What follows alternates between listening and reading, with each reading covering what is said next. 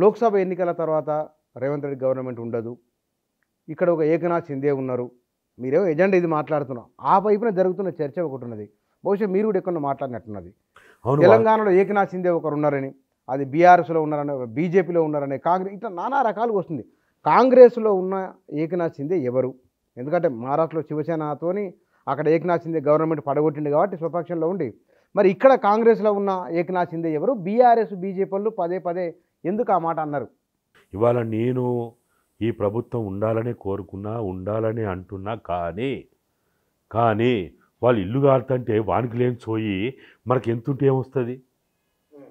వాని అరే నీ చుట్టూ ప్రళయం వచ్చిందిరా నాయన, నువ్వు నాశనం అవుతున్నావు, మునిగిపోతున్నావు, నువ్వు అక్కడ ఉంటే నువ్వు మొత్తం నువ్వు నెలమట్టం అయిపోతావురా నాయన అంటే కూడా వీళ్ళకి సోయి రాకపోతే, నేను డిసెంబర్ మాసం డిసెంబరు మనకి 1వ తేదీ నుంచి మొదలుకుంటే బీఆర్ఎస్ వాళ్ళ ఇండ్లకి, కాంగ్రెస్ వాళ్ళ ఇండ్లకి ఈరోజు ఏర్పడిన పరిస్థితిని నేను ఇంటింటికి పోయి ఫోన్లు చేసి నా స్వయంగా నేనే వాళ్ళ దగ్గరికి పోయి చెప్పినా వాడు ఎవ్వడు పట్టించుకోలే. మాకు తెలిసినంత మీకు తెలుసా, మా వ్యూహము, మా ఎత్తుగడలు, మా కేసీఆర్, మా రేవంత్ అన్న, వాళ్ళ ముందు మీరు ఎంత అని అన్నారు. ఇవాళ ఏమైంది?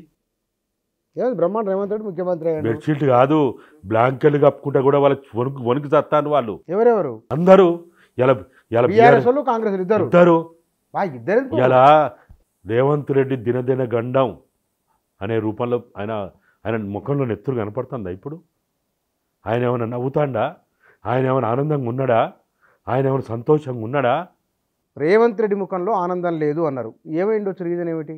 అన్ని వైపుల నుంచి ఒత్తిడిలో ఆయన ఇలా ఇరుక్కున్నాడు. ఆయన ఇరుక్కొని పోయిండు. ఇవాళ క్యాబినెట్లో ఉన్నటువంటి మంత్రులు కానీ, లేకపోతే ఎమ్మెల్యేల రూపంలో ఉన్నోళ్ళు కానీ, అది మనందరికీ తెలుసు.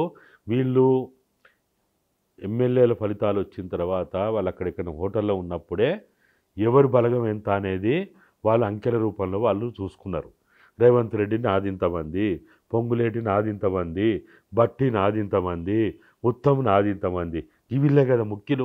సరే కోమటిరెడ్డి అయితే ఎప్పుడో సరెండర్ అయిపోయాడు, చేత కాదు, నేను అన్ని ఆయుధాలు వదులుకున్నా అని చెప్పుకున్నాడు. ఇక ఉన్నది మనకు కనపడేది నలుగురే కాపాడ్డారు అప్పుడు. ఉత్తము, బట్టి, పొంగులేటి, రేవంత్, వీళ్ళే కదా మనకు కనపడ్డది.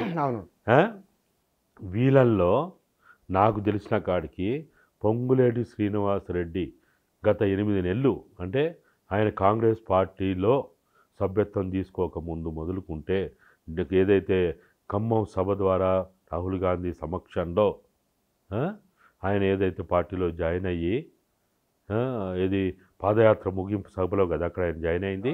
అక్కడ ఆయన ఆ రోజు వరకు ఆయన బీజేపీ తోటి ఏదైతే మన అందరం చూసినాం, బీజేపీలో జైగా కాబోతున్నా అన్నారు. ఎన్నికల కమిటీ ఒకటి వేసుకున్నారు కదా బీజేపీ వాళ్ళు. ఎన్నిసార్లు ఖమ్మం పోయారు, ఎన్నిసార్లు కూర్చున్నారు, ఖమ్మంలో ఎన్నిసార్లు కూర్చున్నారు, హైదరాబాద్లో ఎన్నిసార్లు కూర్చున్నారు, ఏమేం జరిగింది, ఢిల్లీలో ఏమేమి చర్చలేని మనకు అంతా తెలుసు కదా.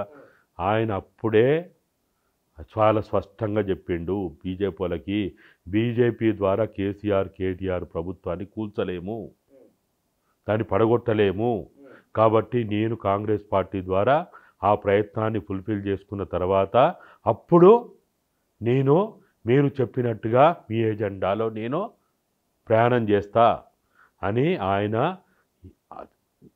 ఆ పార్టీలో, కాంగ్రెస్ పార్టీలో చేరకముందే వాళ్ళతోటి జరిగినటువంటి చర్చలు, ఒప్పందం అది నేను అనుకుంటా రాష్ట్ర బీజేపీకి కూడా ఈ విషయాలు తెలియదు. ఒక్క మోడీ, అమిత్ షాలకు తప్ప, ఆర్ఎస్ఎస్లో ఉన్న ప్రముఖులకు తప్ప ఈ విషయాలు ఎవ్వరికీ తెలియదు. అంటే ఆయన తాను ముఖ్యమంత్రి కావడానికా పొంగులేటి? ఆ రోజు ఆయన కాంగ్రెస్ పార్టీలో రాకముందు ఏ ప్రయత్నాలు జరిగినాయి, ఏ చర్చలు జరిగినాయి, ఏ చర్చల పరంపరలో కాంగ్రెస్ పార్టీలోకి వచ్చిందనేది ఆ రోజు జరిగిన విషయం. అది ఆ కొనసాగింపులో ఆయన అనుకున్న లక్ష్యం నెరవేరింది కదా. బీజేపీ ద్వారా కేసీఆర్ ప్రభుత్వాన్ని కూలగొట్టలేమన్నాడు, అది వాస్తవంగా ఆయన అన్నట్టే జరిగింది.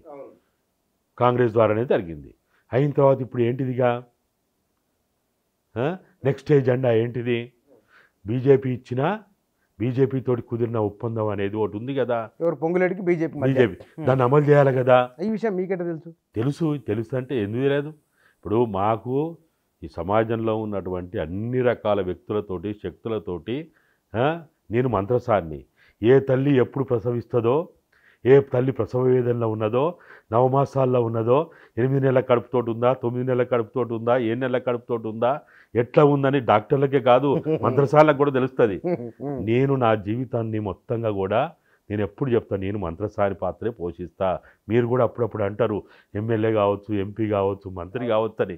నేను కానని ఎందుకు అంటున్నా, నా క్యారెక్టర్ నాకు తెలుసు, నా పాత్ర నాకు తెలుసు, నేను పోషించగలిగే నా పాత్ర నాకు తెలుసు, నా లిమిటేషన్ నాకు తెలుసు. నేను ఏ పని చేయగలితే, ఇప్పుడు బుచ్చన్న చేసే పని ఇన్నయ్య చేస్తాడంటే పిచ్చోడు అవుతాడు. వాడ కూర్చున్న కెమెరామాన్ చేసే పని ఇన్నయ్య చేస్తాడంటే వీడు బుద్ధి లేనట్టున్నది, దమాక్ లేనట్టున్నది, వీడు కోతలు కోస్తాడు, కోతలు రాయడు ఉన్నట్టుంది అనుకుంటారు.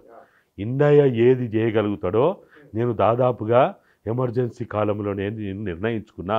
1975-77లోనే నా జీవితం ఏంది, నా ప్రయాణం ఏంది, నా భవిష్యత్తు ఏంది, నేను ఏం చేయాలి, ఏం చేయొద్దు, ఏం చేయగలుగుతా అనేది అప్పుడే డిసైడ్ చేసుకో. మీరు యంగ్ ఉన్నప్పుడు, నేను దాదాపు హై స్కూల్ స్టాండర్డ్లో ఉన్నప్పుడే నిర్ణయించుకున్నాను. నన్ను చాలామందికి తెలియదు కావచ్చు, 2014లో కూడా కేసీఆర్, నేను అప్పటికి పార్టీలో బయటికి పోయినా, నా కోసం అర్ధరాత్రి 12 గంటల వరకు హన్మకొండ ఎంపీ ఎమ్మెల్యే సీటు ఆపిండు.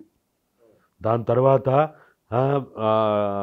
మన రాములమ్మ 2008లో పార్టీలోకి వచ్చేటప్పుడు కూడా నాకు పార్టీలోకి రమ్మని మీరు జర్నలిస్టుగా అప్పుడు ఉన్నారు, అప్పుడు కూడా నాకు ఆహ్వానం పలికిండు.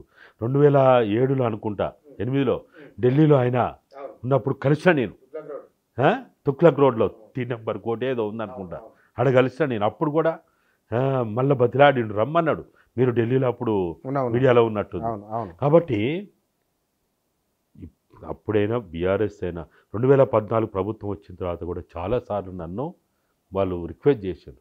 కానీ నాకేం చేతద్దు, నేను అదే, నా లిమిటేషన్స్ నాకు తెలుసు, నా పనికి అది, నాకు మంత్రసాని పాత్రే వస్తుంది, ఇంక అదే చేస్తా. కాబట్టి మేము తిరుగుతారు కాబట్టి ఇవన్నీ తెలుస్తాయి. మీరు చూసిండ్రు కదా, 1997లో తెలంగాణ ఉద్యమం ప్రారంభించినప్పుడు మీలాంటి వాళ్ళే వస్తుందంటారా, అవుతుందంటారా? డౌట్లు ఎన్నిసార్లు మనం ఆర్గ్యూ చేసుకున్నాం. ఢిల్లీలో కూర్చున్నప్పుడైనా ఇక్కడైనా మీరు కాదో ఎందుకు ఎన్నిసార్లు అనలేదు? చాలా సార్లు. అయిందా లేదా, వచ్చిందా రాలేదా? అట్లనే 2023 ఎన్నికలకు ముందు నేను 6 నెలల ముందు చెప్పిన కేసీఆర్ ప్రభుత్వం పడిపోతుందని. మనం మీ ముందు కూడా ఇట్లా కూర్చొని కూడా చెప్పిన, ఇంటర్వ్యూలో చెప్పిన. అప్పుడు కూడా చాలామంది నమ్మలే. రేవంత్ రెడ్డికే నమ్మకం లేదు. నాతో ఒకసారి పర్సనల్గా మాట్లాడినప్పుడు నిజమేనంటావా, అవుతుందంటావా, వస్తుందా అంటావా అని అన్నాడు. వచ్చింది. ఇప్పుడు మరి ఏకనాథ్ షిండే కూడా జరుగుతుంది అంటారా మీరు? ఖచ్చితంగా దీంట్లో ఏం అనుమానం లేదు. ఎప్పుడైతే మేము చాలా స్పష్టంగా చెప్పిన, నా అంచనా ప్రకారం భారతదేశంలో పివి నరసింహారావు బీజేపీ అనే పార్టీకి ప్రాణం పోసి పెద్ద చేశాడు. అట్లనే కేసీఆర్ తెలంగాణలో బీజేపీకి ప్రాణం పోసి పెద్ద చేసిండు. ఎప్పుడు కూడా పులిని లేపిన తర్వాత అయితే పులి మీద ఎక్కి స్వారీ చేయాలా, లేకపోతే ఏమవుతుంది? గురకబెట్టి పంట ఏం చేస్తుంది? ఊకుంటుంది అది. నీకు చేతనైతేనే పులిని లేపు. ఎప్పుడు చేతనైతే దాని మీద కూర్చొని స్వారీ చేయగలిగితే పులిని లేపు, లేకపోతే పక్క నుంచి వెళ్ళిపో. బీజేపీ అనే పార్టీని ఆ రోజు భారతదేశంలో పివి నరసింహారావు లేపి కూర్చోబెట్టిండు. తెలంగాణలో కేసీఆర్ లేపి కూర్చోబెట్టిన తర్వాత రుచి మరిగినటువంటి పులి ఊకుంటుందా? ఊకుంటుందా? ఇవాళ బీఆర్ఎస్ కాంగ్రెస్ చేసిన మూర్ఖ పనుల వల్ల, అవివేకం వల్ల, తెలివి తక్కువతనం వల్ల, రాజకీయపరమైన వ్యూహెత్తుగడ లోపం వల్ల ఇవాళ ఈ పరిస్థితి వచ్చింది. నువ్వు చేతులార బంగారు పల్లెంలో తెలంగాణ ప్రజలకి బంగారు పల్లెంలో పెట్టలే. బంగారు పల్లెంలో బీజేపీకి అప్పచెప్పిన తర్వాత మీరు రేపు చూడండి, ఎంపీ ఎన్నికల్లో కూడా ఇప్పటికైనా బుద్ధి వచ్చి వాళ్ళకి ఏమైనా ఆలోచన వచ్చి మార్పులు చేసుకుంటే తప్ప బీజేపీకి ఎక్కువ సీట్లు వచ్చే అవకాశం తెలంగాణ కనపడుతున్నది. ఎవరు మార్పు చేసుకోవాలి? కాంగ్రెస్ వల్ల ఇద్దరు చేసుకోవాలా. ఇప్పుడు కుటుంబంలో 2 అన్నదమ్ములు 2 బలహీనులు కొట్టుకుంటే బలవంతుడికి లాభమా కాదా? 2 బలహీనులు కొట్టుకుంటే ఇవాళ భారతదేశంలో బలవంతులు ఎవరు? ఏ రాజకీయ పార్టీ బలవంతులు? ఏ రకంగా తీసుకోండి, ఆఖరికి ఎలక్ట్రోరల్ బాండ్స్ రూపంలో డబ్బులు ఎవరికి ఎక్కువ వచ్చినాయి? ఎవరికి ఎక్కువ వచ్చినాయి? ఇవాళ భారతదేశంలో ఉన్న వివిధ రాష్ట్రాల్లో ఉన్న పెట్టుబడిదారులు ఎవరి చేతుల్లో ఉన్నారు? ఎవరికి దగ్గరగా ఉన్నారు? బీజేపీతో పోలిస్తే వీళ్ళెంత? బీజేపీతో పోలిస్తే వీళ్ళ ప్రాణం ఎంత? వీళ్ళ మనుగడ ఎంత? వీళ్ళ ఆయుష్ ఎంత?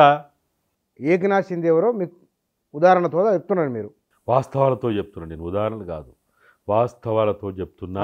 ఎప్పట్లో ఆపరేషన్ పూర్తి కావచ్చు? నాకు నమ్మకం, నాకైతే ఆగస్టు తర్వాత వీళ్ళు గనుక ఇప్పటి నుంచి అయినా సోయితో లేకపోతే, వీళ్ళ గనుక పర్ఫెక్ట్ ఎత్తుగడలు వ్యూహం, ఇప్పుడు వీళ్ళకన్నా ఫిలాసఫీ లేదు, ఐడియాలజీ లేదు కదా. ఫిలాసఫీ లేకుండా ఐడియాలజీ లేకుండా కనీసం వ్యూహ ఎత్తుగడలన్నా సక్రమంగా ఉండాలి. వ్యూహ ఎత్తుగడలు సరిగా లేకపోతే మనం యుద్ధంలో సక్సెస్ అవుతామా? ఈ రెండు పార్టీలక అంతే.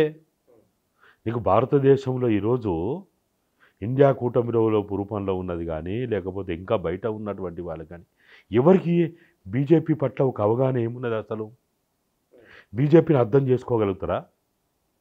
అర్థం చేసుకునే శక్తి సామర్థ్యాలు ఉన్నాయా? ఈరోజు కూడా బీజేపీని హిందూ పార్టీ అంటున్నారంటేనే అది అవగాహన రాహిత్యము. ఏమన్నా మరి అది మనువాద పార్టీ, అది ఖచ్చితంగా మనువాద పార్టీ. హిందూ కాదు. హిందూ ఎట్లయితుంది? మీ పార్టీ అది. నువ్వు హిందూ కాదా? నేను హిందూ కాదా? హిందువులో మరి అన్న జిఎస్టీ వచ్చింది కదా. జిఎస్టీ రూపంలో హిందువులకు ఎక్కువ నష్టం జరిగిందా, ముస్లింలకా, క్రిస్టియన్లకా? జనాభా ఎవరికి ఎక్కువ ఉంటే వాళ్ళకే కదా. జిఎస్టీ వల్ల ఎవరికి ఎక్కువ నష్టం జరిగింది? హిందువులకి. ఎవడైతే ఎక్కువ కన్జ్యూమ్ చేస్తారో పాపులేషన్ ఎక్కువ ఆయనకి మీద ట్యాక్స్ పడుతుంది. మరి అయినప్పుడు ఇవాళ బీజేపీ రూపంలో ఉన్న పాలన హిందువులకు ఎక్కువ నష్టం చేస్తుందా, ముస్లింల, క్రిస్టియన్లక? కాబట్టి మనం కూడా తెలిసి తెలియక అవగాహన లేక మనం కూడా రానున్నటువంటి ఎప్పుడు కూడా మంత్రసాని తల్లిని బిడ్డని క్షేమంగా ఉంచడానికి ఎంతో ఆలోచన చేస్తుంది, ఎన్నో ప్రణాళికలు వేసుకుంటుంది, ఎన్నో జాగ్రత్తలు తీసుకుంటుంది. సమాజంలో ఉద్యమకారులు కూడా, బుద్ధిజీవులు కూడా, మేధావుల రూపంలో ఉన్నటువంటి వాళ్ళు కూడా ఆ విధంగా ఉండాలి. జర్నలిస్టులు చాలా ప్రముఖ పాత్ర ఉంటుంది ఇక్కడ. తెలంగాణ ఉద్యమానికి ప్రాణం పోసింది, ఊపిరి పోసింది జర్నలిస్టులే.